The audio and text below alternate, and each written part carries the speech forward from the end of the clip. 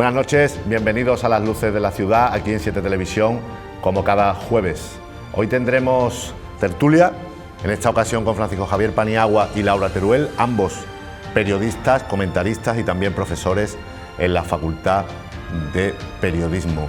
En nuestra entrevista estará Raúl López, que es el concejal de Ordenación del Territorio, concejal de Urbanismo, con el que charlaremos sobre muchos proyectos de la ciudad, ese posible soterramiento del Paseo de los Curas, calle Carreterías, la Torre del Puerto, los Baños del Carmen, etcétera, etcétera. Y no faltarán nuestros comentaristas, nuestros columnistas con sus afiladas opiniones.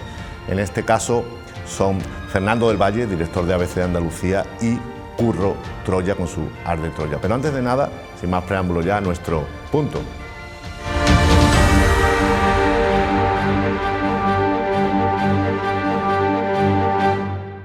No pocos secretarios generales de agrupaciones socialistas o las agrupaciones por unanimidad se van decantando por evacuar documentos en los que se afirma que el PSOE andaluz necesita una renovación. Ya ha pasado en Jaén, Torremolinos, Vélez y un largo etcétera. También ayer en la agrupación todopoderosa de Carretera de Cádiz, en Málaga, una de las más importantes de Andalucía. Quieren echar a Susana Díaz. El candidato preferido de ese cóctel que forman renovadores, arribistas, pedristas de buena fe, sanchistas, de todo pelaje, conversos, damnificados de Susana o sinceros socialistas, de todo hay, es Juan Espadas, el alcalde de Sevilla. Espadas quiere un traje a medida, una aclamación por goteo, unas primarias casi ya, no dar pasos en falso. Díaz resiste, recorre Andalucía, testa lealtades, asiste a traiciones y promete. Va camino de ser la candidatura de las bases, cosas veredes. La presión a la que la están sometiendo es brutal. En Málaga ella tiene aún uno de sus bastiones, pero ya le ha recriminado al actual secretario provincial, José Luis Ruiz Espejo, su tibieza y neutralidad.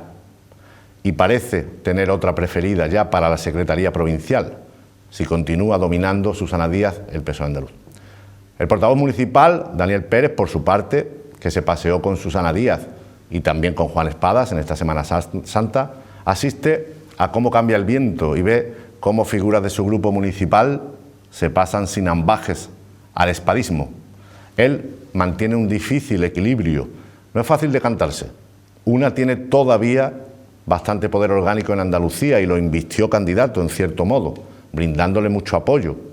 Pero el otro bando tiene detrás al mismísimo Pedro Sánchez. Pero hay que elegir bando. Cuando Díaz desestimó con un punto de chulería la última oferta de Ábalos, Ferraz decidió que no habría prisioneros. Lo próximo va a ser cambiar al subdelegado. Buen gestor, buen tipo, de bajo perfil político. Los sanchistas estiman que hay que vender mucho más la acción del gobierno central en la provincia, dado el mucho espacio mediático que la Junta ocupa. Para ese puesto, para el de subdelegado, hay tortas, ustedes se imaginan, y la posibilidad de que vaya para una estrella emergente de Carretera de Cádiz. Pero no anticipemos, estamos solo en la antesala.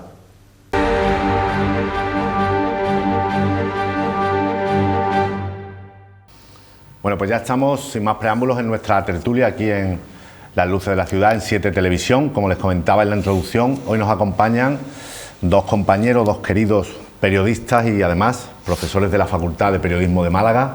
Laura Teruel. Laura, buenas noches. Buenas y lluviosas, que eso es buenísimo. Ha caído. Ha sido un día poquito. Desapacible. Y Francisco Javier Paniagua. Buenas noches. Muchas gracias por estar aquí de nuevo. A vosotros por la invitación. Bueno, muchos asuntos en el coleto informativo, mucho de lo que hablar. Primero, claramente, un poco el monotema, ¿no?, que tiene muchas derivadas, la pandemia. El gobierno dice que va a mantener el ritmo de vacunación, pero hay también una gran controversia, ¿verdad, Laura?, en cuanto a cómo nos llegan, cuáles llegan, el flujo que ha establecido la Unión Europea, esas comunidades haciendo la guerra por su cuenta. Bueno, mucho. Es que pensar que aquí somos pro vacuna total. Aquí somos pro vacuna y cuando nos toque nos vacunaremos y nos echaremos la foto de rigor y cuando... Y animaremos a la vacunación. Y deseando estamos que llamen a, por lo menos yo en mi caso, a mis padres. Cada vez que veo que alguien le pone en Twitter esa vacuna a mis padres, digo, ¿y los míos para cuándo? pero alegrándome, por supuesto, por todo el mundo, ¿no? La vacuna no es como producir Coca-Cola o pan, esto no es tan sencillo, no es previsible, nunca se había hecho con tanta celeridad una producción a gran escala de vacunas, entonces están surgiendo imprevistos. Con esto no excuso que las farmacéuticas cumplan su contrato, pero es cierto que hay imprevistos. Y luego estamos viviendo a tiempo real una fase 4 de un ensayo clínico. Se pasa de la fase 3, en la cual se prueba un medicamento, una vacuna, en decenas de miles de personas, que es una barbaridad, y la fase 4 es cuando se hace una administración masiva, y cuando se hace así aparecen efectos secundarios que cuando tú pruebas, por ejemplo, cuando pruebas un medicamento en 30.000 personas y no te sale nada, pero luego lo escalas a 1 millón de personas, a lo mejor te sale que alguien sufre un efecto secundario. Entonces, por eso dice, en uno de cada 0,0000001, y dices, claro, eso no lo podía saber hasta que no se lo inocule a 1 millón de personas. Entonces, bueno, lo estamos viviendo con una ansiedad informativa, con un nerviosismo, con mucha cansancio, con fatiga pandémica, con miedo y con un monotema, ¿no? Entonces, pues se le está dando una importancia muy grande. La tiene, sí, pero también se le está dando, estamos muy focalizados en ello.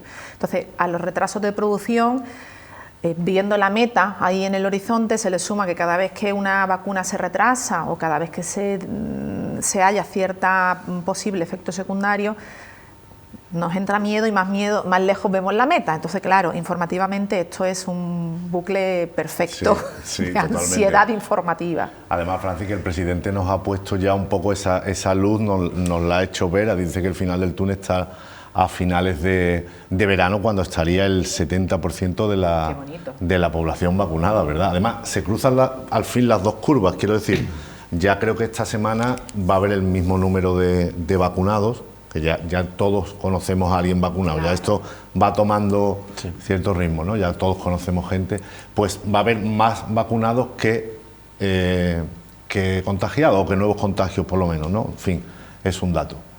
Yo primero reconozco que de vez en cuando, al menos una vez en semana, me meto en la aplicación esta, que no sé en cuál, de algún medio o cualquiera, para ver cuándo probablemente me podría tocar, ¿no? Yo no lo he hecho nunca. Por la edad. ¿Cuándo te toca? Al otro día, la última vez me salió a final de julio. No sé, y la segunda dosis en octubre, no sé a cuál de ellas se refería, ¿no? Además, sin meter la variable de la diabetes, por ejemplo, ¿no? Eso iba a decir que... Bueno, tampoco... Julio. Y sin meter la variable de la diabetes, porque yo recuerdo que sin embargo, en el mes de marzo, que estuve en una revisión, me dijeron, pues prepárate, que igual te llaman de un día para otro. A mi mujer, por ejemplo, la llamaron un día a las 1:30 de la tarde para que fuera a ponerse a las 3. Un viernes, a las 1:30 para que viniera a las 3, para trabajar en un centro de menores, ¿no? Claro. Y tuvo que salir corriendo para ponérsela, la AstraZeneca, pero no, sin ningún efecto y sin ningún problema, ¿no?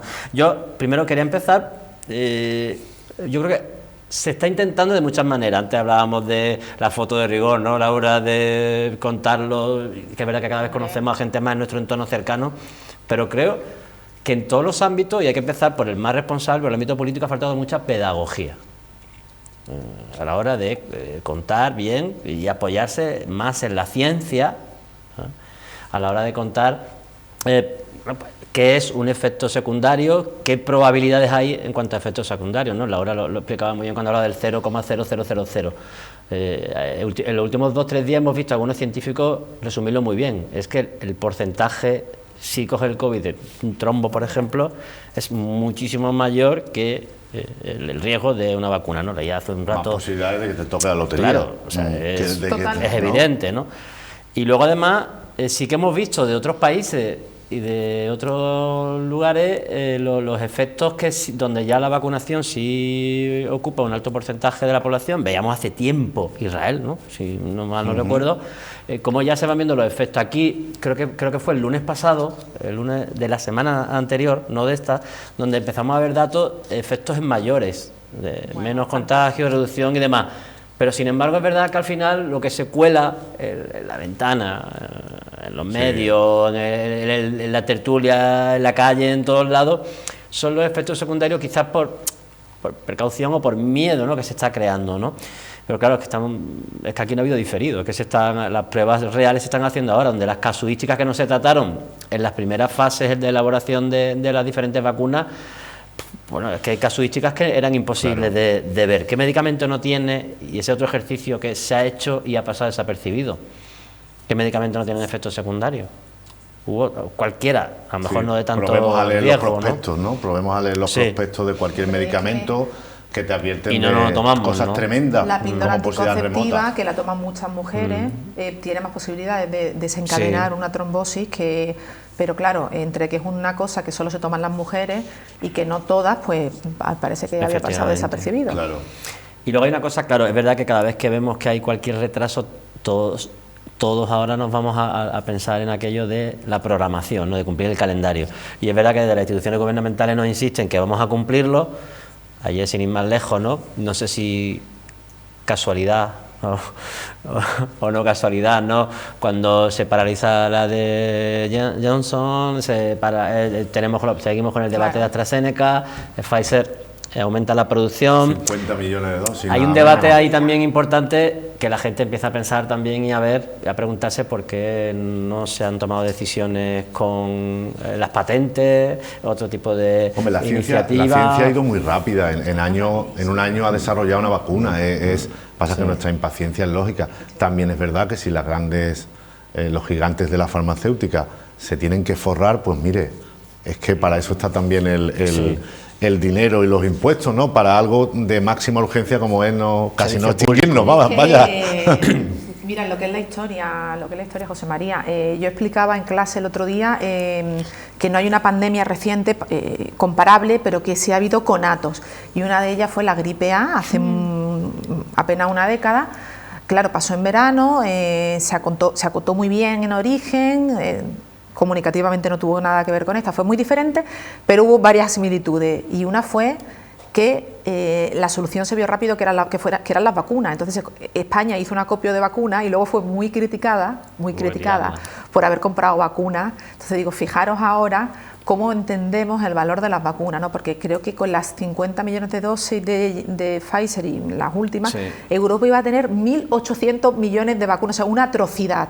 Tendremos una acaparación de vacunas, pero bueno, se supone que Europa tiene un compromiso con países de su entorno, de África, de Asia, para donar vacunas a países que no lo puedan comprar. Y desde luego es la solución, pero claro, que hay de lo mío, a nivel social, a nivel de esta civilización, nos parece, vivimos con ansiedad, me tocará en junio, me tocará en julio. Esto es el milagro de la ciencia, más rápido no podía haber funcionado, ¿no? Yo creo que tenemos que ser optimistas. Se están inoculando unas 500.000 vacunas al día en España.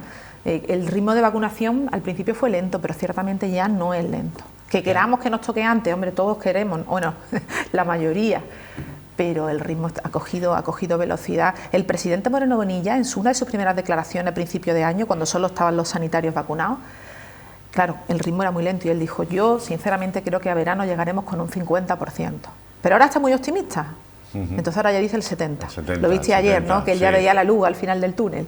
Sí, es un mensaje un poco, no contradictorios, pero sí de cal y de arena que nos dan, porque también dijo que nos esperan picos de sierra y que nos esperan semanas duras, claro. Es que hay que tener cuidado también en el discurso, ¿no? A mí me gustó mucho ayer que veía en un medio de comunicación como en Estados Unidos casi todos los medios a la vez habían publicado editoriales pro vacuna, ¿no? Como ya que empezabas tú. Es la parte de la tertulia hablando precisamente de eso, ¿no? Cosa que aquí no hemos con titulares como si tú ves el caos de las vacunas, puede ser el caos de la gestión o el caos de los efectos, es que no es lo mismo. No es lo mismo. Los matices importan mucho. Vosotros que sois expertos en el asunto, los medios obviamente tendemos a un poco a ensalzar lo no habitual, ¿no? El trombo entre 1 millón es lo que es noticia, ¿no?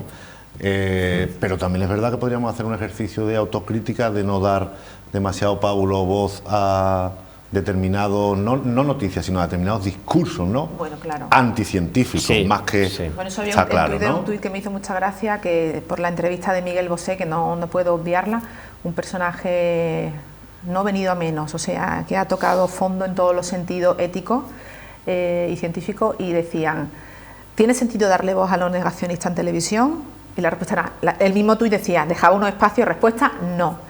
Sí, a ver, somos periodistas y entendemos que es noticia que el niño muerda a un perro y no que el perro muerda a un niño. Y entonces, en un primer momento, y por esa ansiedad informativa, hablar de los efectos secundarios era obligación del periodista. Pero yo también creo que ahora lo están haciendo muy bien, sobre todo con periodismo de datos. Hay algunas piezas muy buenas y la televisión pública, muchos medios lo hacen, que te contraponen para que tú visualmente, sin entender de nada, veas el riesgo de sufrir una trombosis o cualquier enfermedad derivada de la vacuna o cualquier efecto secundario con respecto a los efectos de la propia COVID, ¿no? Y ahora los medios yo creo que también están haciendo esa labor de divulgación.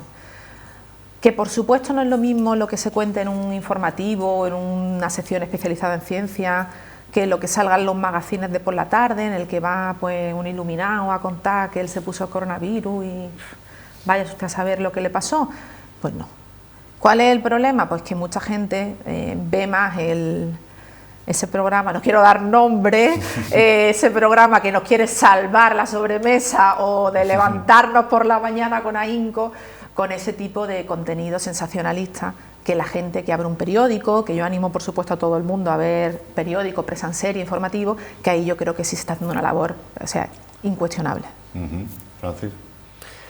Sí, yo precisamente, bueno, igual lo recuerdas, pero justo el sábado después del partidazo de fin de semana tuvimos un debate en el grupo de WhatsApp, en un grupo de WhatsApp de la Asociación de la Prensa sobre este tema, ¿no? De qué podríamos hacer los medios, que por ejemplo en el caso de las mascarillas sí que tuvimos un papel importante en cuanto a la pedagogía, ¿no? En los primeros meses, cuando las mascarillas, y yo estoy echando en falta ahora, que también en el tema de la vacuna, pero es que está claro que lo exclusivo es noticia, está claro que la excepción, sí. Pero contrarrestar con los beneficios que lo está viendo y mucho. En contexto, o sea, el también, contexto ¿no? de la población mayor del lunes a mí me encantó, pero ha pasado desapercibido. O sea, no ha ocupado el espacio que, igual que otras noticias o que igual que los pequeños fallos que pueda tener una vacuna, debería haber ocupado, ¿no? Creo. Ahora, es normal que es noticia y hay que darle también, hay que ofrecer los dos puntos de vista, ¿no? En el caso de Miguel Bosé, ya que Laura decía, extraña mucho porque llegó a negar que su madre había fallecido de eso, de COVID, ¿no? Entonces, claro. Pero es que ese hombre es que yo no sé, pero bueno, pues podemos contraponer a José Coronado, que salió magnífico ahí, sí, dijo, pues vacunaros todo el mundo, ¿sabes? Sin más bajes, sin más retórica. Claro. Bueno. No, la contraposición que está muy hecha estos días de la entrevista, o sea, vacuna no, pero en fin, dos gramos al día sí, ¿no? 5G no, 2G sí. Sí. Hombre, un poco también. Sí, es verdad. Pero bueno, de todo se puede aprender y la entrevista, la verdad, tenía mucho valor por personaje público que es, que veamos cómo se le ha ido la olla, más que nada por eso. A ver si la gente dice, se da cuenta, hace esa asociación de ideas. Luego hay un detalle importante, antes Laura citaba al presidente de la Junta, si de verdad esto nos sirve para reflexionar en cómo cambiar, ya no digo, bueno, cambiar del todo imposible, y sabemos, porque si no nos va a pasar como le pasó al ministro cuando habló del turismo en verano, ¿no? Pero parte del modelo productivo de nuestro país, ¿no? O sea, sin ir más lejos, la buena noticia del otro día del laboratorio de Granada, que ya estaba produciendo una de las vacunas, ¿no? E iba a incrementar y a duplicar y superar la producción, ¿no? O sea, al final, como pasó en Málaga con la industria de las mascarillas, que luego ha ido aflojando, ¿no? Sí. Bueno, vamos a escuchar al primero de nuestros columnistas de la noche, a Fernando del Valle y sus espumas de certeza.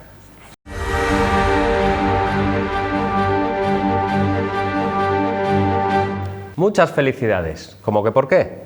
Ah, seguro que ya ha caído. El 15 de abril, natalicio de Leonardo da Vinci, se celebra el Día Mundial del Arte. Estoy seguro de que la cualificada audiencia de esta casa es conocedora de la efeméride y de la celebración, aunque solo tenga 2 años de vida. Pero por si acaso, aquí estamos, en las luces de la ciudad, para ser faro de quien lo necesite y poner el foco en aquellos ejemplos de arte que nos sacuden, que nos conmueven. En torno al arte podríamos hablar de arquitectura, torres más altas han caído; de música, la celestial a la que nos lleva la adecuadísima gestión de la pandemia que hacen nuestros políticos; o de escultura, la de Chiquito pa' cuándo. Por supuesto, también podríamos explayarnos en torno a los museos, a los de Málaga, claro, que como saben tiene muchos. Pero ustedes no forman parte, seguro, de esa nómina abultada e ingrata de malagueños que aún no los han visitado, así que ¿qué les voy a contar? Mejor hoy centrémonos en las personas con arte. Dicen los que saben que entre los efectos positivos de sumergirse en cualquier disciplina artística está el de desarrollar una sensibilidad que termina generando un código ético muy sólido. Por eso, y aunque entre nuestra clase dirigente podríamos citar muchísimos ejemplos, el gran referente en el que nos vamos a centrar no puede ser otro que el de nuestro presidente del gobierno, Pedro Sánchez, el bate de la resiliencia. Pedro Sánchez es alguien capaz de decir una cosa y al día siguiente la contraria, de presentar 8 veces, como si nada, unos fondos europeos que no llegan, de anunciar vacunas como si las pusiera él mismo y seguir negando que haya retrasos en el proceso de inmunización, pese a todo, de acusar sin pruebas a un gobierno regional de signo contrario, de falsear datos y ser desmentido incluso por su propio equipo. Y aquí nunca pasa nada. Incluso cuando todo lo demás falla, ahí está su capacidad para resucitar muertos ilustres o infames. ¿Tiene arte o no tiene arte Pedro Sánchez? Hay que felicitarle, por tanto. Sabemos todos que sí. Pero mi certeza de hoy viene en forma de chiste. Manido, ya sin gracia, pero es que no la tiene. El arte, su arte, sí que nos va a dejar tiritando.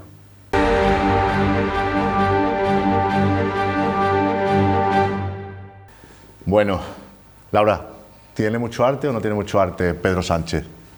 Tiene arte en los términos en los que ha dicho Fernando. Es un político con una tenacidad, con una perseverancia, que como un buque que va contra el iceberg y lo parte por la mitad, no se le ha resistido nada. Bueno, desde luego ha habido indudables cambios de criterio con respecto a la gestión de la pandemia, y para mí tal vez el más evidente es cómo cuando en el año pasado, hace un año ya, no se quiso soltar el control de la centralización de las competencias sanitarias, y cómo ahora que las comunidades autónomas se la han visto y se la han deseado para soportar la situación, la quieren devolver, y Pedro Sánchez dice que no se vuelve a centralizar, y de hecho que no se va a prolongar el estado de alarma, ¿no? A pesar de que ahora la oposición parece que lo esté pidiendo, ¿no? Sí, los que iban a votar en contra. Tiene arte porque es como un baile, ¿no? Sí, yo voy para adelante, tú vas para atrás y así vamos. Además que Pedro Sánchez está un poco empeñando en esta fase en dar noticias positivas, ¿no? Quiere encadenar lo de final del estado de alarma, 70% de vacunados en final de verano y reparto de los fondos de la Unión Europea, ¿no? Es un poco ese clima, no nos olvidemos que hay elecciones en Madrid también, ¿no? Claro. Sí, es que al final aquella semana fantástica y de mudanzas de partidos, 8 días de oro, mociones mociones de censuras fallidas y convocatoria electoral en Madrid, cambiaron un poquito bastante, como decía mi padre, el contexto, ¿no? En muchos ámbitos, ¿no? Tú preguntabas si tenía arte y me estaba acordando de aquel profesor de Historia del Arte que tuve yo en COU, a Fernando Rueda, que el primer día de clase decía el arte era morirte de frío, ¿no? Y Fernando del Valle nos lo ha dejado en su columna muy directamente. A ver, empezando desde el principio, bandazos, es verdad que los ha habido, y más en los primeros tiempos quizá eran más llamativos, pero no dejan de ser llamativos cuando se ven bandazos después de un año, porque hay cosas, yo entiendo que de toda crisis se aprende, y en todos los pasos que se han ido dando seguro que ha habido aprendizaje, y tengo la sensación que muchos de ellos no se están aplicando. Ahora, yo me pregunto, o sea, ¿qué comunidad autónoma o qué gobierno, incluyendo el gobierno central, y si incluimos gobiernos europeos o fuera de España, en cuáles de ellos no hemos visto cambios de opinión y de bandazo? El problema es cómo se ha comunicado luego, claro, que es la segunda parte, ¿no? Lo que pasa es que esta vez sí parece que las comunidades sí podrían estar un poco más desnudas en cuanto a competencias, ¿no? Claro. Porque lo que han hecho es escurrir el bulto, sí, quejarse, y cuando Pedro Sánchez, de manera nada inocente, les ha dejado todo el pastel, pues se han visto también pidiendo y han visto que un marco común, un marco legal. Pero ahora sí que es verdad que, claro, si la pandemia se desboca y no hay estado de alarma, que restringe derechos fundamentales, claro, ojo, ¿eh? Sí, y nos estábamos acostumbrando demasiado. Exacto, claro, sí. Porque las comunidades tienen potestad para recortar horarios, para que no se pueda hacer nada en la calle a las 10 de la noche si quieren. Nos hace falta un toque de queda que restringe un derecho fundamental, ¿no? Sí, efectivamente. Yo más de una vez he escuchado a algún presidente autonómico, al nuestro, el de Andalucía, sin ir más lejos, y cuando lo estaba escuchando me estaba acordando de las comparecencias aquellas largas de los sábados y los domingos de Pedro Sánchez, porque las palabras Los hechos eran muy parecidos. Entonces, claro, lo que tú dices, ahora todos los presidentes autonómicos han visto en sus carnes decisiones, propuestas e iniciativas que han tenido que tomar que antes reclamaban al gobierno central. Si es verdad, y esto no quita, y ayer en el Congreso yo pensaba que se iba a hablar más sobre ello, pero claro, como estamos en campaña de Madrid, que Madrid se lo come todo, al final aquello fue un totum revolutum y se habló de todo menos de lo que se tenía que hablar. Si es verdad que en este año se podían haber aprobado o mejorado algunas normativas existentes para volver a cierta normalidad, teniendo en cuenta las decisiones que nos quedan por tomar hasta que exista un nivel de... El Partido Popular iba a votar en contra en un pleno sobre el estado de alarma y ahora se queja de que lo quiten. Y claro, luego Arte tiene Pedro Sánchez, pero Arte tiene también la oposición. Lo de la gobernanza, o sea, esto es como repetir la palabra 80 veces, no significa que se esté aplicando, porque en todas las sesiones semanales del Consejo Territorial siempre había alguna comunidad que desentonaba, diciéndolo finalmente, o que decía lo contrario, y no siempre Madrid, aunque la mayoría de las veces Madrid u otra comunidad. Pero hasta los más partidarios del autogobierno, como Euskadi, quieren un paraguas legal porque le echaron para atrás, el Tribunal Superior de allí le echó para atrás una decisión. Es que eso es lo que puede pasar, y pasó aquí en septiembre, me acuerdo cuando en verano los colegios estuvieron preparándose para la vuelta al cole, llegó un momento que dijeron no tomamos medidas hasta que el gobierno central no nos dé unas directrices.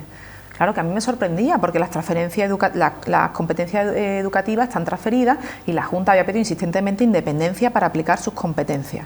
Entonces, hay que pedir cuando algo no nos sale, o la dinámica ha sido vamos a pedir cuando nos parezca muy difícil para que podamos echar el balón para arriba y echarle la culpa al gobierno.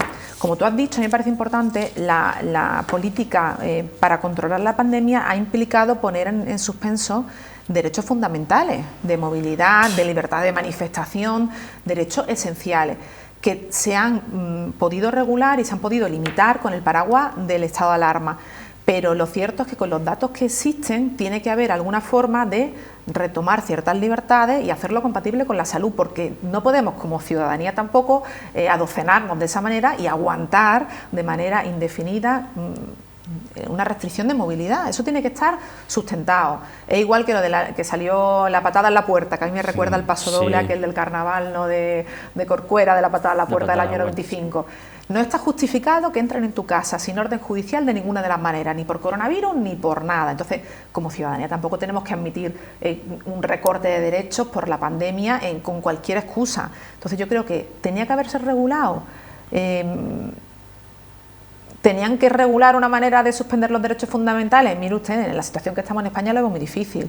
Y más cuando la oposición, si hay estado de alarma, se queja y si no hay, se queja también. Claro, y supone un desgaste volver a discutirlo a partir del 9 de mayo. Supone un desgaste político para el gobierno. Nos ha tocado vivir este momento tan complicado con una generación política, vamos a decir, mejorable, ¿no? O sea, no podíamos comparar y... Bueno, la verdad igualmente, ¿no? Por los años que hemos trabajado en esos temas, los liderazgos de los años 70, de los años 80, que aquellos Carrillo, Fraga, Felipe, Miquel Roca, etcétera, ¿no? Y lo de ahora, ¿no? En muchos sentidos. Aunque algunos sean herederos directa o indirectamente de aquellos liderazgos y se echa en falta, o sea, aquí se antepone el interés electoral, y yo no digo por la convocatoria de Madrid ahora, ¿no? El interés electoral, pero en todo momento, incluso cuando no pasa nada, aunque no hubiera pandemia. Sí, pero además de que faltan esos liderazgos, está ocurriendo una cosa que es un poco el imperio de los asesores, ¿no? Porque incluso bueno, muchos políticos que no son especialmente dotados en cuanto a formación o trayectoria, ahora se ven en un gran protagonismo porque hay unos asesores muy acelerados que intentan implementar ese carisma, esa falta de carisma. Venga, voy a romper una lanza a favor de mis contemporáneos, porque yo estoy de la quinta de esta generación de políticos que tenemos. Lo anterior de todas maneras, ¿eh? Esto es como decir, los profesores buenos eran los que tuve yo en el colegio. Claro. Un profesor de tu colegio, de cuando yo tenía 10 años, me lo traigo ahora, que no me sabe usar el ratón y se queda obsoleto. Vivimos una sociedad muy diferente, una sociedad muy de la imagen, muy dinámica, cambiante. Los partidos, sobre todo, no son compartimentos tan estancos. Podemos hablar, si te apetece, de la situación del PSOE andaluz, que es como una ollita calentita. Entonces los partidos no están tan controlados, los políticos de cualquier escala pueden hablar con los simpatizantes y con la ciudadanía a través de redes sociales. No hay una organización como había, que tú decías, de Fraga del Partido Popular, bueno, y de Miquel Roca, que Miquel Roca Sí. es verdad que era un señor Pero, respetado por todo el mundo. ¿Cómo están los partidos catalanes ahora, por eso lo decía, por eso lo decía. Imposible. Pero a Entonces, bueno. a Miquel Roca le pasaba lo que al final de su trayectoria a Suárez y lo que durante algún tiempo a Anguita. Sí, es Caía muy bien, pero Se le después la votaba traducción en voto, porque la operación Roca fue el mayor fracaso. Quererme Sí, menos sí. pero votarme más, ¿no? fracaso que Sí, no, hubo. pero- Quererme menos pero votarme más. El problema es que yo recuerdo, y en alguna ocasión hemos tenido la oportunidad de hablarlo en otras tertulias, que hemos coincidido, cuando ves los resultados electorales, ahora ya no, ahora ya estamos, si me permitís la metáfora, vacunados en ese sentido, ¿no? Pero hace 4 años, cuando los partidos startups, ¿no? Sí. O los nuevos partidos que ya no son tan nuevos y que incluso se están desinflando nacieron, veíamos el resultado electoral, aquella noche fantástica, decíamos, la gente ha hablado para que los partidos hablen, para que se entiendan. Pero es que al día siguiente ponen el disco rayado otra vez y basta ver el debate del Congreso de ayer. Sí. O sea, pero tanto monta tanto, da igual que gobierno que oposición, ¿no? Es la actitud. ¿Podía haber negociado de antemano algunas cosas del gobierno? Sí. Pero si se iba a encontrar el rechazo que se encontró, que ya se sabía que se va Bueno, rechazo. a encontrar. A Pablo Sánchez Y lo la elogiaron forma- por moderado hace unos meses cuando votó no a la moción de censura, por moderado, por recuperar el voto o intentar recuperar el voto de centro. Y ayer acusó a Sánchez de gafar Sí, sí. las vacunas. O sea Sí, que sí, ya sí. tiene mérito Sí. Sánchez. ¿No? Ya tú has dicho arte, yo creo que ya serían Tiene de poderes todo, de todo, sobrenaturales. poderes Y sobrenaturales. cae de Duende, pie. duende. Pero vuelve a caer de pie. Tiene duende. Y cae de Sí. pie. Bueno, Laura ha hablado de ollas en ebullición y nos ha entrado apetito de lo orgánico, de hablar de política pura y dura. Lo vamos a hacer del PSOE, del PP, de encuesta, de más cosas ahora, a la vuelta de la publicidad.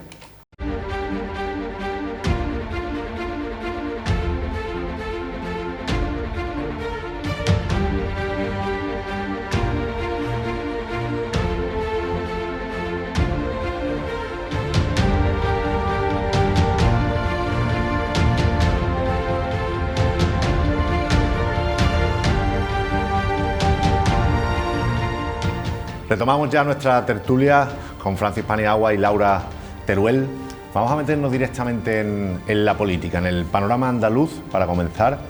El otro día se divulgó un sondeo del Centro de Estudios Andaluces, que depende de la Consejería de Presidencia de la Junta de Andalucía, y ese sondeo daba que el Partido Popular y Vox podrían gobernar juntos ya sin necesidad de Ciudadanos, que sufriría una caída.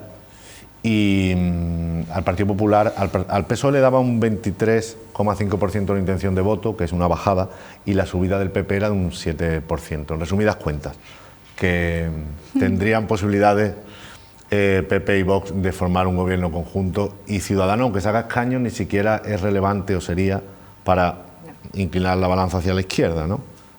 Bueno, estas cositas a nosotros nos dan una vidilla y un jugo. Yo no Total, sé si a la total. ciudadanía le interesa tanto como a los periodistas, pero a nosotros nos encanta. Nos encanta, sí. Y si le gusta, yo les recomiendo que lean la columna de José María el otro día, que le sacaba un jugo a estos datos preciosos, ¿no? Alcaldito de Es que, Puigcerdá. claro, esto hay que interpretarlo. Es Y que, hay que además es entender. que puede venir cocinada, entonces uno la sazona todavía un poco más, ¿no? Puede ser enriquece. ¿no? Claro, Eso, lo puede ser enriqueció, enriquece. porque claro, a ver, hay que entender, hay muchos factores de la sociología que se conocen y es muy difícil hacer un sondeo en mitad de un mandato de una legislatura, es muy difícil hacerlo cuando en el PSOE no hay un liderazgo claro, es muy difícil hacerlo cuando en Podemos, Unidas Podemos, como quiera que se llame, no lo hay, y es evidente que eso merma la intención de voto, y también lo es que al presidente siempre se le sobrevalora en intención de voto, o por lo menos en conocimiento. Entonces, bueno, hay tendencias que a priori son muy buenas para el PP, pero yo personalmente dudo mucho que si hubiera unas elecciones dentro de un mes esto fueran unos resultados finales, ¿no? El propio Vox no se sabe cuál va a ser el candidato, incluso estaba pensando si mandar a Macarena Olona. Ay, Macarena. A Macarena. Bueno, De claro, hecho- por el nombre vendría bien. De hecho, Por el nombre vendría bien. Y la música electoral. Acabo de caer ahora mismo. De hecho, preguntaban por ella en el sondeo, que fue también motivo de polémica, porque preguntaban por muchas figuras políticas sin Sin todavía me la relación. estoy imaginando. Relación. Dedícale una, porque Macarena Olona, vestida de militar, cayendo en paracaídas en Sevilla, Es que eso es arte. Sí, eso sería. sin Entonces, duda, claro, sería... este sondeo yo creo que para Gaballo ganador, para el presidente es una estupendísima noticia, porque entre otras cosas, recordemos que Moreno Bonilla está gobernando sin haber ganado, por un pacto, que la que ganó fue Susana Díaz y que ahora le dan como ganador. Yo creo que esa tendencia ciertamente sí aprecio una subida en intención de voto al Partido Popular por todo lo que se viene publicando, pero ahora mismo que el Partido Socialista no tiene un liderazgo claro, ni Podemos, que lo ha pillado en el peor momento posible de Ciudadanos, le atribuyo una verosimilitud. O sea, sí, creo que el sondeo es creíble, no cuestiono la metodología, creo que la predicción... Como foto fija quizá, pero la tendencia puede cambiar mucho por muchos factores, ¿no? Por cómo evolucione Ciudadanos, cómo sea el resultado de las elecciones en Madrid también. Llamaba la atención en ese sondeo quizá un poco exagerada el nivel de apoyo, de aceptación que se le daba a Juanma Moreno, que está en el ambiente, que se está consolidando, pero era un poco exagerado, era un 30 frente a un 4 de todos los demás de signo político, ¿no, Francis? Claro, es que cuando ves los datos, me estaba acordando porque estaba buscando una foto que quería comentar, tío, es que se te la puede haber pasado, pero esta es buenísima, ¿no? Pues, te pones a mirar, por un lado, ¿qué va a pasar con Juan Marín? Primera pregunta. Vicepresidente de la Junta, varón de Ciudadanos. ¿Se va a dejar querer o no? ¿Se va a acercar o no al Partido Popular? Una pregunta que me deja el sondeo. La segunda, que aunque no se habla mucho, pero cómo se está diluyendo, es que no sé cómo llamarlo, Adelante Andalucía, la antigua marca de Podemos, con todos los problemas de la vieja política que ha tenido un partido nacido recientemente, ¿no? En el ámbito político. Bueno, recientemente en política ya, a la velocidad que vamos, ya no sé si está bien utilizado o no. La tercera cuestión es el abrazo Partido Popular-Vox, cuando la estrategia a nivel nacional parece que iba en sentido contrario, ¿no? Del Partido Popular, y Pablo Casado se quiere... Ahora el cambio de estrategia va por posicionarse y aprovechar la pequeña bajada que parece que puede tener Vox para situarse como verdadero referente en la oposición.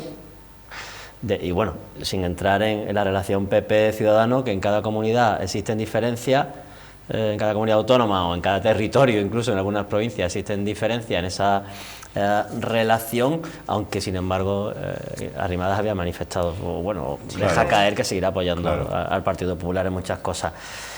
Y ahora, la segunda cuestión es que estoy de acuerdo con Lara cuando habla de es que el chip electoral, los votantes no lo tienen puesto ahora mismo en la cabeza. Obviamente, si estuviéramos más cerca de la cita con las urnas, probablemente cambiaría un poco la perspectiva. Ahora, aquí tampoco se descarta, y yo creo que ahí vienen los nerviosismos y los movimientos en el Partido Socialista, ¿no? de designar un candidato ya para que no les pille con el pie cambiado en el sentido de un adelanto electoral.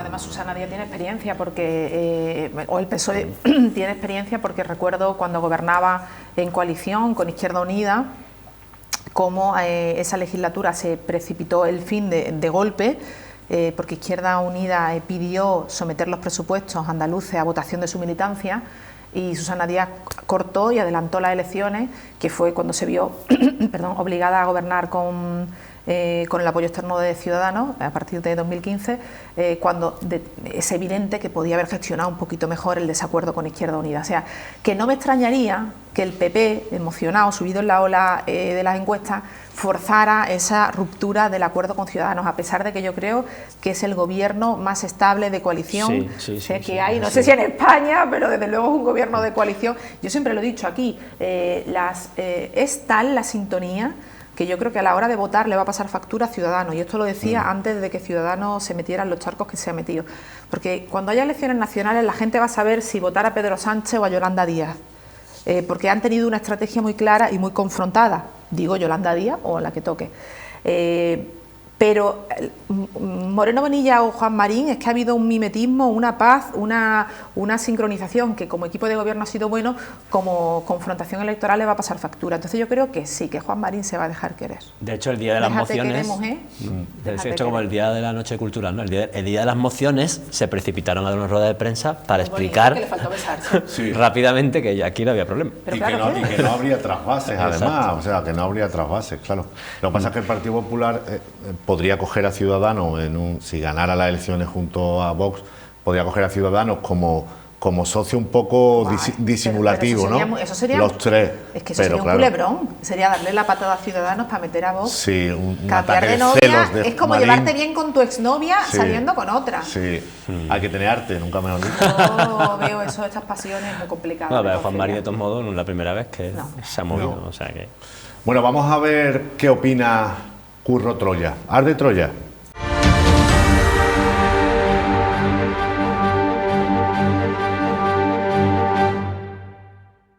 Ya hace casi 2 semanas que acabó la Semana Santa y, sin embargo, aún colea la visita de Juan Espadas a Málaga. La polvareda que levantó en redes sociales y medios que el alcalde de Sevilla cumpliera con su obligación institucional y con la invitación que le había hecho tiempo atrás la agrupación de cofradías es directamente proporcional con la preocupación que levanta su posible candidatura como líder del PSOE andaluz entre los presuntos defensores de la gestión del nuevo dúo sacapuntas de San Telmo. No deben estar tan seguros de ella si a las primeras de cambio ya manifiestan sus miedos electorales. Poco después ha visitado también nuestra provincia Susana Díaz. Su presencia no ha levantado animosidad alguna en esos mismos voceros de la derecha. Por algo será. Díaz intenta mantener prietas las filas de un susanismo que parece ir desvaneciéndose como un azucarillo en el café hirviendo de las primarias del socialismo andaluz. Los susanistas dicen que no toca hablar de primarias, mientras asisten encantados a la precampaña de su todavía secretaria general. Eso es simple y llanamente hacer trampas, porque no querer debatir y por ende competir con otros posibles candidatos mientras se le permite a Díaz la ventaja de estar haciendo esa precampaña desde hace semanas, es lo mismo que ser cómplice en el adulteramiento de ese procedimiento de elección interna. Tampoco debe estar Susana muy convencida de su victoria si necesita perpetrar este tipo de añagazas antidemocráticas para intentar tomar delantera. En ese mismo PSOE de Andalucía, desde hace días, algunas agrupaciones importantes y diferentes líderes locales y provinciales alzan la voz reclamando que se adelanten esas primarias para que sea la militancia quien decida si el partido necesita un nuevo proyecto y otra persona que aspira a recuperar el poder en la Junta que perdió la propia faraona de Triana. Hasta que los militantes se pronuncien, puede arder Troya.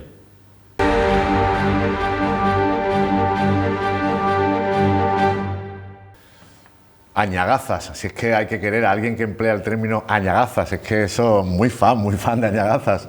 En fin, se diluye el susanismo, Francis, dice Curro Troya. Lo cierto es que estamos en un proceso en el que la propia Susana Díaz, como indicaba Curro, se empeña en decir que el orgánico no toca, pero ella no para de hacer campaña y de decir que está en el proceso de primaria y que se va a presentar a las primarias, ¿no? Bueno, o sea, en plan, por decirlo en galleguiño, ¿no? O sea, movimiento a saber los hilos, ¿no? Sin Pues, duda, sin duda. Y si retomamos con la encuesta, es que en esa encuesta, y no es la primera vez, es que ya desde el día siguiente de las elecciones, y ya ha llovido, aprovechando el día de hoy, y ya ha llovido, se ha puesto en diferentes foros en cuestión, y no en Madrid, también en Andalucía, y también en las provincias donde hasta hace poco se negaban y ahora empiezan a salir ya apoyos o no negaciones, como leía el otro día en un medio de comunicación la presidenta en Diputación de Cádiz, no niegan, no apoyar, ¿no? Leía en un medio, pero al final en todas las encuestas se va viendo no solo la subida en este caso del Partido Popular y apoyo al presidente, algo habitual, algo normal además en el primer año de mandato, en los 2 primeros años de mandato, y en este caso hay que añadir a pesar de la pandemia, ¿no? Que no es fácil gestionar. Pero se ve cómo poco a poco se va diluyendo y va disminuyendo el apoyo y la valoración de la que fue presidenta de la Junta de Andalucía. Y no solo porque fuera presidenta, porque al final cuando en su partido ponen en duda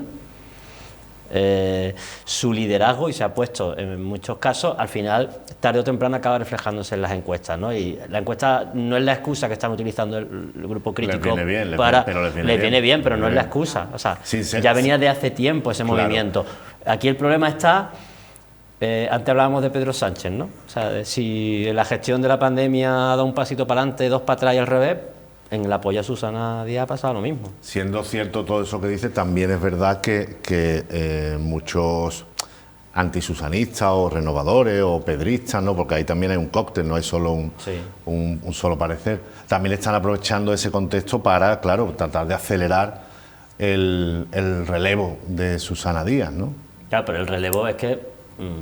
o para adelantar las primarias, porque Juan Espada Claro, parece querer un traje a su medida, un poco el que le prometieron a María Jesús Montero, ¿no? De un poquito de aclamación, de goteo contra Susana y que no tenga tampoco que estar paseándose por las agrupaciones, hombre, durante un montón de meses, ¿no? Que esto... El problema es lo de siempre. Es el momento ideal para nombrar un candidato, con el argumento a favor o en contra. Mejor para que lo conozcan antes o peor para que no se queme, ¿no? Luego están los que tienen ramilletes, ¿no? Como pasó en Málaga en la candidatura a la alcaldía hace unos cuantos años, ¿no? Pero probablemente cuanto antes mejor, y no porque se convocan elecciones. Es un poco porque hace falta un cambio de aire, ilusionar a una parte del electorado en este caso el electorado de la izquierda, en un momento en el que la marca Podemos también no solo está diluida, sino separada, y se están viendo ciertos movimientos extraño. A mí hablábamos del caso de Susana Díaz y antes comentaba lo de la foto, no me resisto a contarla, ¿no? Una foto de Instagram que pegué el pantallazo y me la guardé, digo, esta me la guardo porque es que tenía su miga, ¿no? Aparecía en una visita a un colegio, en esa no campaña, y apareció un mural en el que decía rendirme no es mi estilo, ¿no? Bueno, esa foto corrió como la pólvora por los grupos de los sectores críticos. Es un mensaje, es una indirecta, muy directa. Claro, hombre. O sea, pero final, mejor. Y eso fue un día antes o dos después de la encuesta, ¿eh? Cuando vino a Málaga la llevaron al sepulcro. Y también había una supuesta foto, ¿no? De el comité paseándola y con una inscripción de sepulcro, ¿no? Llevarla a enterrarla ya directamente. Y veremos negaciones, o sea, yo no lo descarto ver negaciones, esto como recuperando la Semana Santa, bueno, ¿no? O sea, cambiando el viento de San Pedro en el PSOE veremos mucho, bueno, claro. De la carretera de Cádiz, la operación de carretera de Cádiz lo veíamos, ¿no? Claro. En los medios hoy, ¿no? O sea, claro. De hecho, por ejemplo, el secretario provincial Ruy Espejo, que en una entrevista en La Opinión se mostró el hombre muy diplomático, con su buen talante habitual y claro, algunas fuentes me comentaban que el entorno de los susanistas, pues se había sentido un poco molesto con él, porque esperan una defensa cerrada de ella, pero claro, estamos en un contexto que en un lado está la que tiene el poder orgánico en Andalucía todavía y que es un gran animal político y que controla mucho, pero es que en el otro lado está el presidente. Exactamente. Claro, es que no es fácil decantarse. Daniel Pérez también, el portavoz, también tiene ahí un papelón sobre si declararse ya por la renovación, eufemismo o no. Claro. Pasa que es muy complicado porque aquí hemos visto, yo no sé si lo recordáis, Felipe Sicilia era un candidato inspectore que nunca lo fue, bueno, no, yo creo que no lo será, una liebre, ¿no? Podemos decir, esto que lanzas en una carrera de atletismo para que desgaste y luego se sacrifica por la causa, ¿no? Entonces ha habido algún que otro nombre que ha sonado, incluso ministras, la ministra Montero, pero creo que todo fue un ejercicio por tantear, por mover, por demostrar que iba a haber una alternativa a Susana Díaz, que ella no se sentara cómodamente, que de ahí le iban a mover por más que ella esté agarrada. La dificultad de adelantar la elección del candidato y el secretario, porque han dicho que no había bicefalia, sería que ya a todas luces va a ser Juan Espada y ya se comenta que él en su círculo, o sea, que él se va a presentar. Es que Juan Espada está en el ayuntamiento, no está en la Junta, ¿no? Entonces, claro, tener un rival de Moreno Bonilla en buenas horas que no te confronte desde el Parlamento es complicado. El propio Moreno Bonilla lo elogió el talante personal y político de Juan Espada. Es complicado, pero bueno, eso le ha pasado a todo el mundo. Le pasó a Zapatero cuando tenía que confrontar con Aznar, o sea, cualquier líder que tuviera que discutir con un presidente, o sea, puede ser difícil. Lo que pasa es que el PSOE no se da esa legislatura de tregua en la que Espada entre y luego gobierne, quiere que entre gobernando, entonces es difícil. Pero también es cierto que a tenor de esta encuesta, de que el PP tiene ya sorprendentemente el liderazgo de Moreno Bonilla sentado y de que, bueno, es un partido y quiere gobernar, a lo mejor adelantan con cualquier argumento las elecciones y no le puede pillar al PSOE con el pie cambiado. Y yo creo que ya es más que evidente y público, no solo para los que nos gusta el salseo, sino para el gran público, que hay una animadversión o un deseo de remover y de que Susana Díaz deje el puesto por parte de la estructura orgánica del partido. Y si hemos alabado la tenacidad de Pedro Sánchez de contra viento marea, ser reelegido, el no es no y lo tenemos de presidente, pues ahora Susana Díaz está diciendo, en este partido se elogia la tenacidad, la perseverancia, y yo lo voy a intentar porque yo gané. Ella ganó las elecciones, lo que no consiguió es gobernar. También ahora el Podemos que va a ser muy diferente, no va a estar dominado por izquierda anticapitalista, entonces claro, está jugando sus bazas. Lo que pasa es que yo me imagino la presión tan grande que tiene que soportar alguien que sabe que no las quiere lo que es la estructura del partido, para alguien que ha sido tan de partido. No sé. La estructura... Sí, debes de apagar el teléfono por las mañanas y dedicarte a no ver... Venga, vamos para adelante, Además, Susana. se van produciendo por goteo Sí. todas estas declaraciones. Hemos visto la carretera de Cádiz, una agrupación muy poderosa de Cuyo la secretario provincia de general Málaga, fue delegado de la Junta con Susana. Javier Salas, y la Ejecutiva ha aprobado una resolución pidiendo también ese cambio, renovación y que sea parte de Susana. También la de Torremolinos, la de Cártama, fuera de Málaga, la de Jaén, en muchos sitios, ¿no? Pero decía Laura lo de... bueno, podemos decir, hacer oposición desde el Ayuntamiento de Sevilla, al final es el modelo Ayuso, ¿no? O sea, hacer oposición desde la Comunidad de Madrid, ¿no? Y en este caso el PSOE a veces suele mucho copiar esta estrategia. También se nos contó y se nos vendió la estrategia de la designación del candidato de Cataluña, que no, ha sido una transición relativamente tranquila. Claro. Y no va a ser el presidente. Bueno, Si es ha verdad que Cataluña no es Andalucía, personalmente al candidato en Cataluña y siempre Madrid ha designado a los candidatos socialistas andaluces, ¿no lo va a designar ahora? Por eso, ¿no? O sea, ahora, esto tampoco es nuevo. Sugerir. En el 99, cuando se hablaba del relevo de Manuel Chávez en su momento, la estrategia de ahora se intentó, pero se cerró capítulo rápido con Alfredo Sánchez Montesegrín, creo recordar, ¿no? Fue presidente de Diputación, vino al Ayuntamiento, presidente de la Federación de Municipios, y la idea era, a ver, lo que pasa es que se precipitó todo luego, ¿no? Primero que perdió la elección de Montesegrín en Sevilla, y hubo que hacer el cambio de Chávez con el movimiento de Zapatero, que se lo llevó de ministro, y ya vino toda la deriva en la que todavía sigue, ¿no? Porque todo lo que estamos viene de aquello, en parte. Laura. Bueno, no, estoy pensando que el PSOE es un partido muy dado a sorpresas, y que hay un candidato oficialista y que, bueno, siempre ha sido así. Zapatero ganó inesperadamente y ganó inesperadamente Sánchez a la propia Susana Díaz, ¿no? Entonces... Claro, por eso a lo mejor Susana al final, lo hemos comentado otras veces, va a aparecer la candidata de las bases casi, ¿no? Claro. Con eso, claro. Con el cambio. Si es que estos relatos hay para todo. Claro, hay un relato por... recorrer Andalucía con mucha gente, ¿no? Muy popular, digamos. Hay un relato por candidato. Cada uno tiene el suyo, evidentemente. Susana Díaz, pues imagínense que pierda y se tenga que ir a trabajar a la calle. Eso tiene que ser duro. Oferta recibido para... ¿Sí? Bueno, se puede haber ido al Senado. Eso es. O sea, quiero decir, para que abandone la carrera calle, no. O sea, lo que viene siendo la empresa privada, no. No, eso no. Tiene que ser duro después de llevar tantos años ahí. Pero bueno, yo entiendo totalmente su reivindicación de yo gané las elecciones y yo me siento muy querida e incluso Pedro Sánchez me lo debe, porque qué menos que tratarme bien después de que yo perdiera, ¿no? Pero también entiendo después de que lo eché a patadas de la sede de la pretensión de Pedro Sánchez de Pedro Sánchez de controlar el partido, a pesar de que él fue un candidato de las bases y no del partido, pero yo entiendo su pretensión de controlar. Pero sobre todo, por encima de todo, yo creo que siendo estratégico tienen que ver el candidato que tiene más opciones de gobernar. Sí. Es que, aunque ganó aquella elección en Laura, las encuestas, y no una, ni dos, ni tres, ya van diciendo que es una candidata desgastada. Bueno, y el partido que la está vendiendo como tal. Y las dudas dentro, o sea, la crisis interna, las dudas dentro siempre van a tener consecuencias hacia afuera. Pero en la sociedad, si preguntamos fuera de la militancia socialista, la respuesta ya empieza también a sentarse. Tú hablabas antes de relato y efectivamente, pero parece que se está imponiendo el relato más de que ella ganó las elecciones que las ganó. Las ganó, con mucha diferencia. Fue la preferida y el partido más votado fue el PSOE. Pero claro, se está imponiendo a ese relato que aquí la cosa es, como le pasó a Arena, aquí la cosa no es ganar, es gobernar, y ella fue la que perdió la Junta para el PSOE, la que perdió la Junta. Y luego sucede algo, en legislaturas muy crispadas, y lo está haciendo, la oposición tensa es la que pone el grado de crispación, lo marca sobre todo la oposición.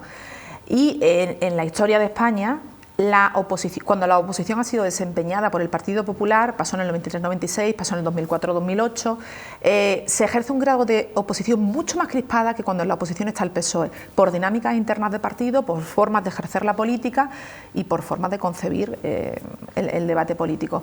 Y el PP, en la oposición ahora con Casado, está siendo mucho más aguerrido con Pedro Sánchez de lo que el PSOE o Podemos Andalucía está haciendo con Moreno Bonilla.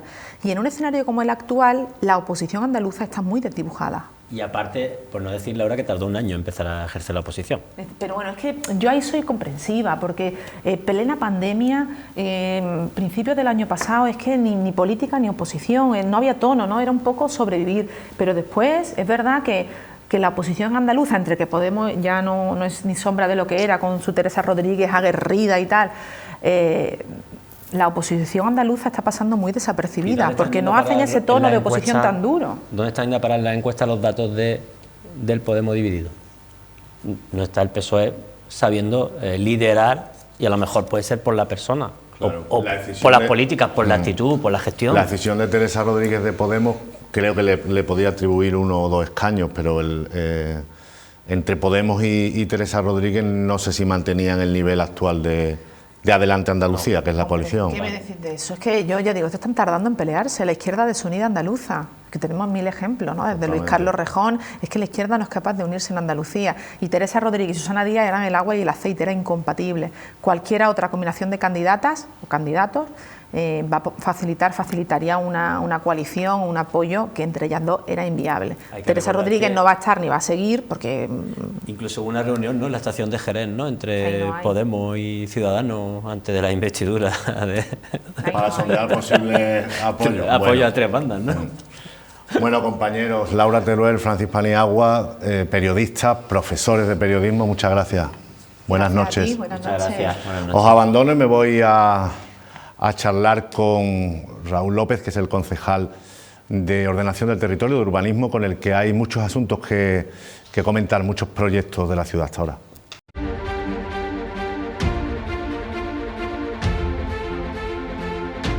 Pues ya estamos en nuestra sección de entrevista, como cada semana, después de nuestra tertulia, y tenemos con nosotros hoy a Raúl López, que es el concejal de Ordenación del Territorio, concejal de Urbanismo, que nos acompaña. Buenas noches, Raúl. ¿Qué tal? Muy buenas. Un placer que estés aquí para hablar de la ciudad. Bueno, yo creo que aquí somos bien acogidos, nos invitáis de manera frecuente y creo que es un elemento muy importante que tengamos la capacidad de comunicar a todos los malagueños el dinamismo que tiene nuestra ciudad, y os agradezco enormemente esta invitación. Raúl López es un hombre de amplia trayectoria política ya dentro del Partido Popular y pasa por ser uno de los uno de los elementos mejor informados sobre Málaga, sobre su futuro y sobre sus proyectos, nada menos que ese área de ordenación del territorio. Vamos a empezar, Raúl, preguntándote por algo de mucha actualidad, que lo hemos leído esta mañana en los periódicos, ese proyecto para el acueducto de San Telmo, que tras muchos años por fin parece que se va a integrar en la ciudad con un gran sendero y una inversión cuantiosa además, ¿no? Sí, realmente son ya muchos años lo que se vienen trabajando de la puesta en valor de un elemento patrimonial. Es una obra hidráulica declarada bien de interés cultural y muchas veces ni siquiera nosotros mismos, los malagueños, ponemos en valor nuestro patrimonio, ¿no? Yo creo que es muy importante, ¿no?, que ahora que se hablaba de patrimonio, porque hablábamos de la Astoria, del Victoria, de todo ese espacio, de lo que nuestros antepasados han realizado en la ciudad, oye, tenemos algo tan a flor de piel, ¿no?, como una obra hidráulica de ese calibre que es el acueducto de San Telmo. Entonces, desde la Gerencia Municipal de Urbanismo, lo que estamos redactando es un plan especial, que es la figura urbanística que nos va a permitir ponerlo en valor. Son 11 kilómetros de trayecto, que no es un tramo pequeñito en la zona urbana, sino que son 11 kilómetros que hemos dividido en cuatro tramos, para que se pueda actuar de manera planificada. Y ahora mismo ya hemos redactado el proyecto, son unos grandes senderos, tiene una parte de interrelación entre la parte histórica y la parte de la trama urbana donde los ciudadanos vamos a poder interactuar con él, ¿no? En definitiva, son casi 55 millones de euros los que vamos a gastar en esa puesta en valor, pero no una obra de aquí para mañana. Vamos a tardar una serie de años porque, como el Plan Especial del Guadalmedina, pues toda esta estructura de largo recorrido hay que planteársela a 15 o 20 años de actuación, de manera que podamos programar todas estas inversiones.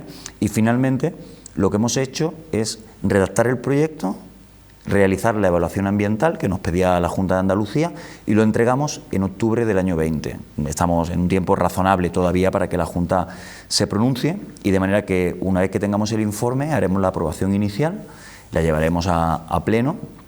Lo que estamos intentando ahora es que la gente vaya conociendo esta actuación y lo que sí estamos obligando es que los desarrollos cercanos a ese eje del plan especial, a ese eje del acueducto, vayan realizando con cargas externas algunas actuaciones, con lo cual de los 50 y tantos millones no todos van a ser iniciativa pública, habrá una parte que sea cargas externas de sectores privados, pero que vamos a ir haciendo, y de hecho, por ejemplo, el Arroyo Quintana, el embovedamiento ya lo hemos hecho, lo se está realizando desde la gerencia. Quiero decir con esto que la puesta en valor del patrimonio debe ser una obligación para el Ayuntamiento de Málaga, así lo estamos haciendo y estoy convencido que los vecinos de Ciudad Jardín, que es el distrito más afectado por este plan especial, pues podrán disfrutar en breve de muchas partes de este acueducto. Esto culmina un poco una lucha histórica de una familia, la familia Ruiz, muy ligada en el pasado, que trabajaron allí en ese acueducto, y es una muy buena noticia también. Yo te quería preguntar por otro proyecto que está muy en boga, hablamos mucho en los medios de comunicación sobre él, y es el del auditorio. El alcalde de Málaga siempre ha tenido deseos de que haya un auditorio en Málaga, pero históricamente, bueno, se ha hablado de unos terrenos, de otros. ¿En qué punto está ese proyecto, si es que está, o cómo se está trabajando para el futuro auditorio? Sí. Ese proyecto está, va a continuar estando y va a ser una realidad, estoy convencido, en los próximos años. ¿No? Evidentemente no es un proyecto de un día para otro. Por contextualizar, hablamos del entorno de San Andrés, en el plan especial del puerto, destinaba una pastilla de 33.000 metros de superficie para construir un auditorio. Esa pastilla, ese espacio de terreno, esa superficie, había que cederla gratuitamente al ayuntamiento. Así estaba marcado en el plan especial del puerto del año 2004, que se redactó en el año 2002, y que impulsó el alcalde cuando era concejal de urbanismo en el año 99. Una vez que se constituye el consorcio, aquel que iba a impulsar de manera de varias administraciones, ¿no? Iba a impulsar ese auditorio, se aporta por parte del Ministerio esa finca a el consorcio de impulso del auditorio. Al impulsarla, al incluirla dentro de ese consorcio, se le dio carácter patrimonial a esa parcela, de manera que era una parcela con anterioridad que no tenía valor residual, y a partir de ese momento sí que lo tenía. Cuando el gobierno del Partido Popular en el año 13 hizo la ley de racionalización y de servicio público, impulsó eliminar todos los consorcios que existían, o la mayoría de ellos, con lo cual al desbloquear ese consorcio, la pastilla volvió al puerto, pero con un valor patrimonial de 9 millones de euros. Claro. Entonces nosotros lo que le pedimos al puerto es, vuelva usted a cedérnosla, igual que no la cedió con anterioridad. O sea, hemos visto que te sabes de memoria y muy bien el proceso. Sí, sí. Porque, es mi obligación. Sí, pero por simplificar, lo que el ayuntamiento, lo que el consistorio quiere es que esa parcela revierta gratis, ¿no? Que el puerto no cobre a la ciudad. Bueno, estaba así en origen, ¿no? Si en origen estaba de una cesión gratuita, lo razonable sería que los malagueños no tuvieran que pagar por eso. Creo yo que sería lo razonable. No obstante, ¿y qué dice la autoridad portuaria? No obstante, bueno, con la autoridad portuaria hay una relación fantástica. Yo creo que el presidente está haciendo un trabajo extraordinario y después de algunos años donde quizá hemos tenido más sombras que luces en el terreno del puerto, yo creo que ahora se está actuando con una manera muy diligente y muy clara, y la relación con el ayuntamiento y con la gerencia es fantástica. Quiero decir que además Carlos y yo puedo trasladar con cierta temeridad, pero seguro de lo que digo, que somos amigos, quiero decir que hay una fluidez profesional, Carlos Rubio, presidente del puerto, hay una fluidez profesional en ese tema.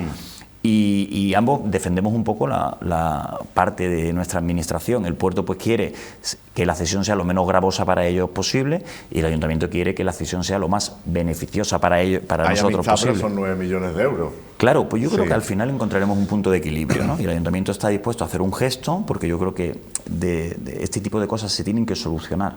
Con lo cual el ayuntamiento está dispuesto a hacer un gesto, pero no debe olvidar el origen. El origen es que debe haber una cesión gratuita. Entonces, podemos llegar a ese punto de acuerdo, en ello estamos trabajando, y yo creo que el proyecto del puerto del auditorio, que ya está hecho, ahora, y creo que es muy importante, se ha solicitado financiación a estos fondos europeos que parece que pueden llegar, ¿no? Que parece que pueden llegar, y vamos a intentar que se financie este proyecto a través de fondos europeos, de manera que gran parte de la cantidad económica, que era alrededor de 100 millones de euros, pues se vea sufragada por esta financiación europea. De esta manera, la participación del resto de las administraciones, Junta de Andalucía, Ayuntamiento, Diputación, sería mucho menor.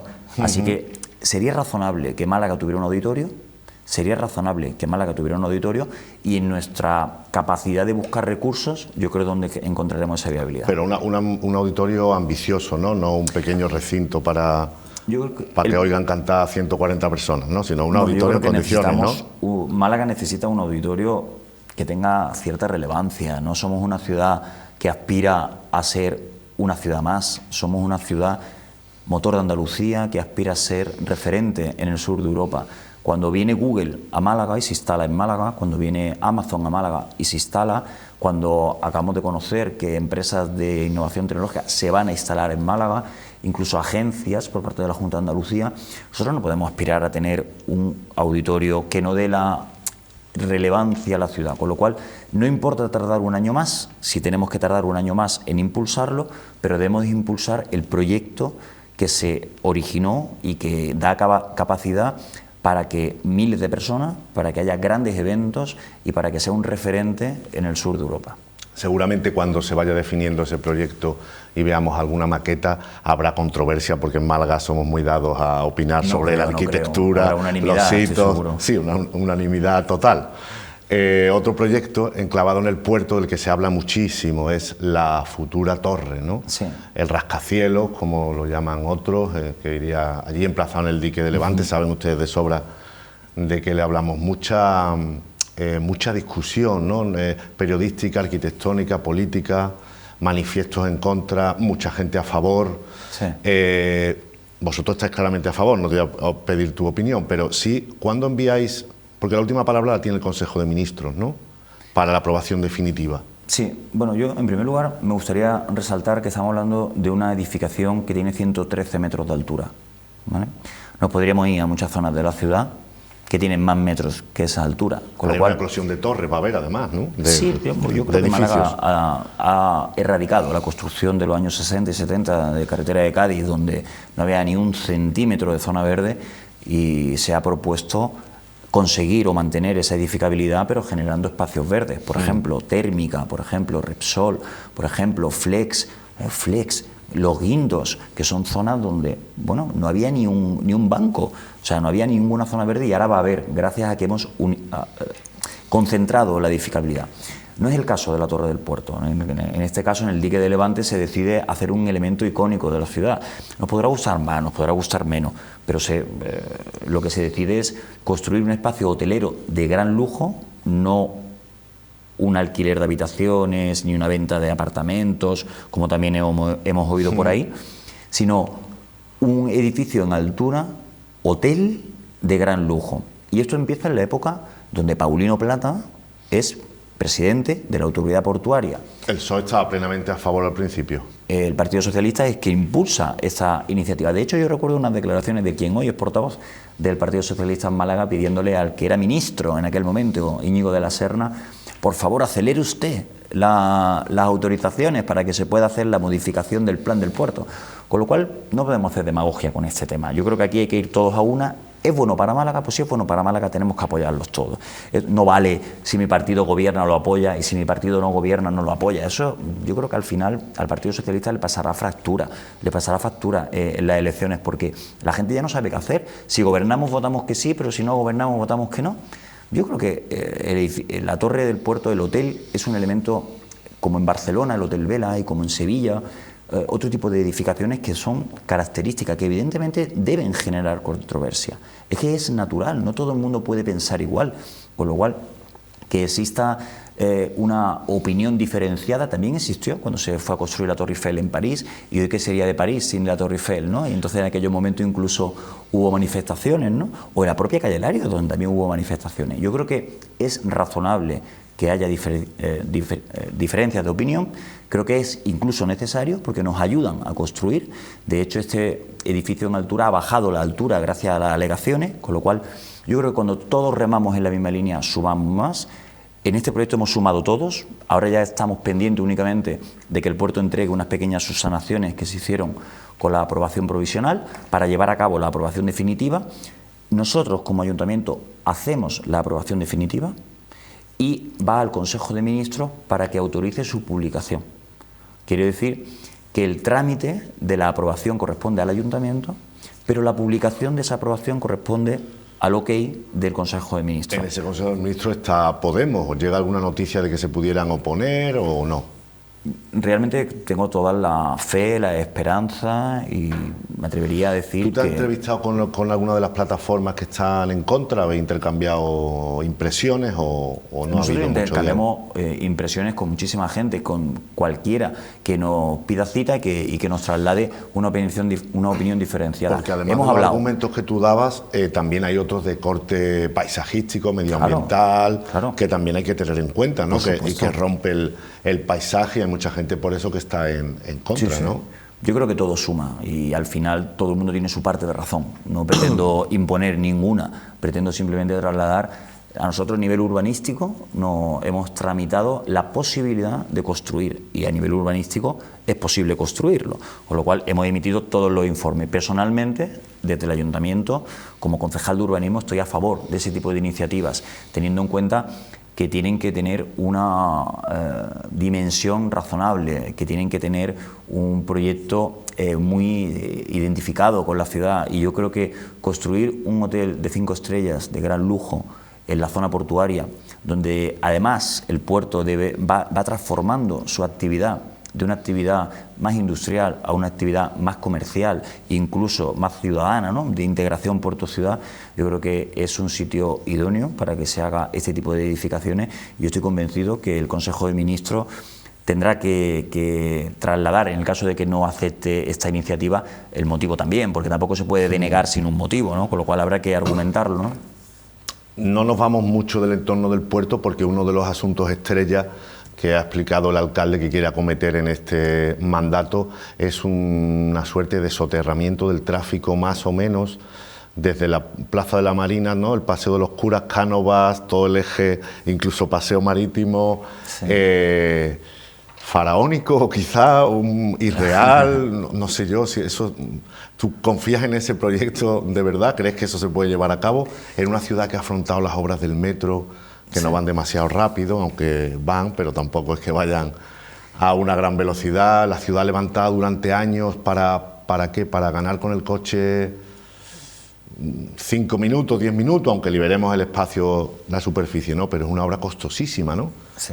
Bueno, soterrar todo eso, imaginemos, de Plaza La Marina, Paseo Los Curas, Cánovas, Paseo Marítimo, sí. Macrotúnel. Yo creo que con otra persona no, pero con el alcalde en Málaga todo es posible. Es un poco tenaz, ¿no? De eso llevamos viéndolo. Bueno, Málaga está así gracias a eso, gracias a Paco de la Torre. De hecho, desde el año 2000, cuando alguien viene a Málaga, lo primero que te dice es ¿qué estáis haciendo en Málaga? Entonces, poner en tela de juicio lo que se ha hecho en Málaga durante estos años, gracias al apoyo incansable y a la búsqueda de fondos, pues a mí me parece que no es razonable. Sí, porque yo Málaga también ha hecho por sobre todo yo lo preguntaba también por si no era sobre todo como un enganche, un tirón, un leitmotiv para el mandato, ¿no? Más sí. Que por tener siempre algo en aspiración y en lontananza. Creo que la integración puerto-ciudad el alcalde la tiene en su cabeza desde el año 2000. El Muelle 1 nace de eso, el Pompidou nace de la cabeza del alcalde, es quien planifica que hubiera 6.000 metros de zona cultural ahí. O sea, no nace de una idea sobrevenida, en plan de a ver qué metemos. Menos mal que tiramos el silo. A ver qué metemos aquí, ¿no? Sino que realmente es una planificación.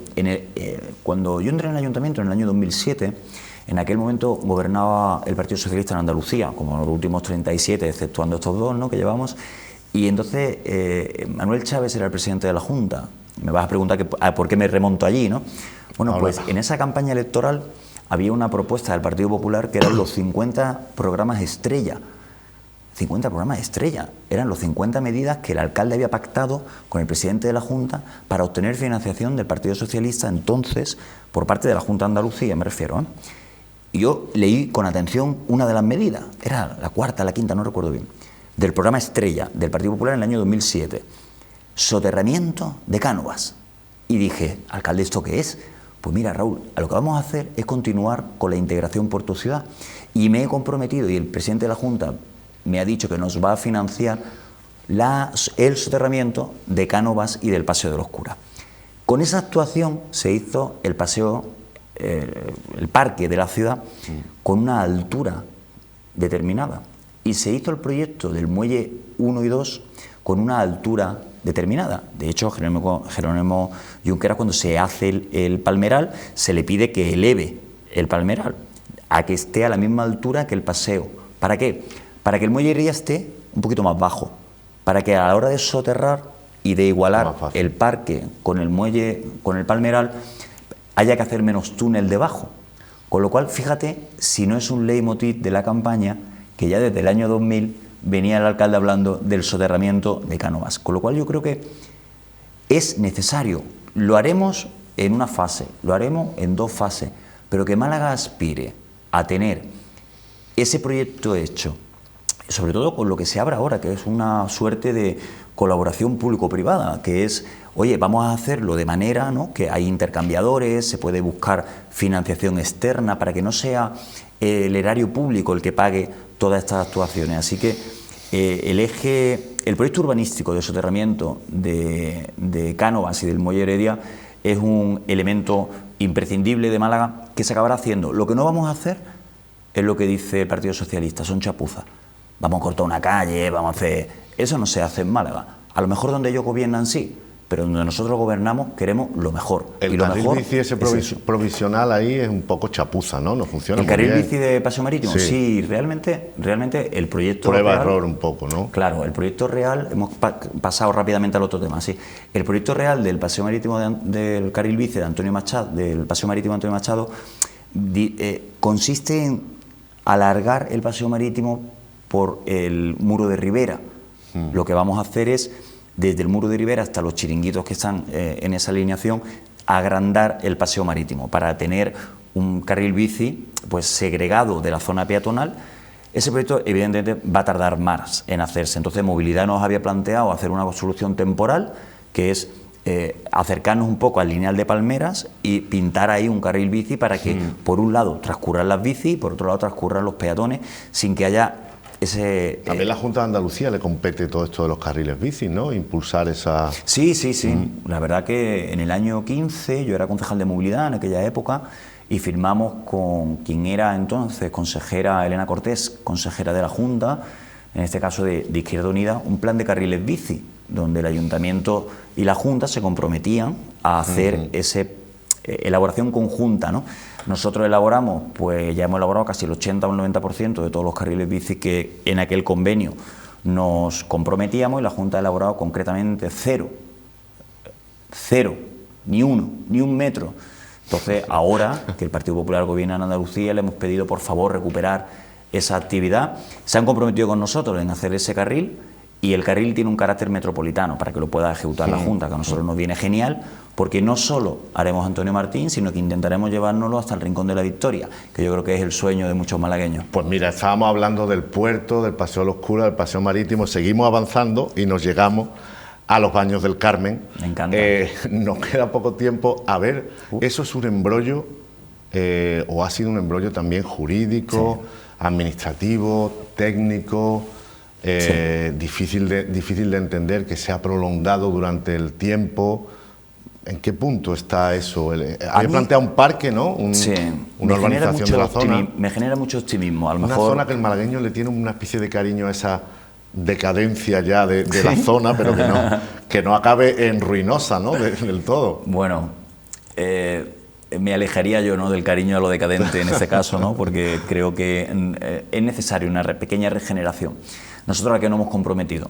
Nos hemos comprometido a eliminar el proyecto del año 10, que era un proyecto gris, con hormigón, feo. A mí no me gustaba, personalmente. Y me comprometí cuando iniciamos esta legislatura a contratar, porque así me lo manda todo el alcalde, una asistencia técnica que costó 100.000 euros para redactar un proyecto. La primera reunión que tuvimos con los arquitectos, la primera consigna que se le dio fue: queremos cambiar todo lo gris por lo verde. Nos reunimos con los vecinos, Asociación de Vecinos del Palo y de Pedregalejo, y les garanticé que aquello iba a ser un bosque urbano. Y es lo que hemos hecho, un bosque urbano. Ahora ya he hecho el proyecto básico, pactado ya con Costas, lo único que nos queda es redactar el proyecto de ejecución, que es donde ya los técnicos pues están tomando las medidas, qué árbol es el que va, o sea, ya una cuestión muy técnica. Y el siguiente objetivo debe ser, antes de verano, tener el proyecto redactado. Y a partir de ahí, conciliar con el Estado su licitación, porque eso es terreno marítimo, dominio marítimo terrestre, es propiedad del Estado, propiedad de Costas. Con lo cual, o licitan ellos la obra, o llegamos a un acuerdo que nos permita licitar a nosotros. Claro. Cualquier cosa vale. ¿Qué pasa con carreterías? Que había ahí un proceso un proyecto para la zona de la Tribuna de los Pobres, en general para carreterías, ¿no?, para semipeatonalizarla, etcétera. Sí. Hay cierto retraso, ¿no? No, ya se está licitando. ¿Ya se está licitando? Sí, ya está únicamente pendiente de la adjudicación, que estábamos pendientes de que... ¿Respecto a los primeros plazos vamos bien, entonces? Sí. Ahora mismo ya tenemos la obra licitada, estamos pendientes de que el presupuesto entre en vigor para poder adjudicarla. Se han presentado 55 empresas a este proyecto de 5 millones de euros. Es goloso, entonces, 55 empresas. 55 empresas, sí. Realmente ahora mismo tenemos en licitación proyectos por valor de más de 12 millones de euros, con lo cual nuestro objetivo es una reactivación del empleo a base de sacar muchos proyectos. Con lo cual, ya está carretería en licitación, yo espero cumplir los plazos, ya estamos también trabajando para poder licitando el Parque de la Memoria en el Camino de San Rafael. Yo creo que para los vecinos que nos siguen de Cruz Milladero pues es una alegría que vamos a tener un parque de 75.000 metros cuadrados en la zona del Copo, en el antiguo cementerio de San Rafael. Yo vivía muy cerca cuando tenía menos edad y lo recuerdo con mucho cariño. Y hay una serie de proyectos que están ya encaminados a que se adjudiquen y que empiecen la obra. Por último, hoteles también, ¿no? Tenemos en marcha unos cuantos, hay licencias pedidas, otros en obras como el de la Equitativa. Hay un rearme turístico también de Málaga en cuanto a plazas hoteleras, ¿no? Sí. Y interés, ¿no? Tenéis en urbanismo proyectos, ¿no? Sí, de hoteles. realmente hay interés por espacio hotelero. Yo me gustaría que genere debate añadir también que además del interés por las plazas hoteleras, también hay interés por la regeneración urbanística y la rehabilitación de otros edificios para apartamentos turísticos, que no son viviendas turísticas, que es otro debate y como tú quieras estaré encantado de hablarlo con vosotros. Muy bien, pues muchísimas gracias, Raúl López, concejal de urbanismo. Hemos repasado los proyectos de la ciudad, se nos quedan muchos en el tintero, pero te hacemos el compromiso de que vuelvas en otra ocasión. Un placer, encantado. Gracias. A ustedes les digo lo mismo que cada semana, cuídense, gracias por su complicidad. Ponemos punto final a Luces de la Ciudad aquí en 7TV. Buenas noches.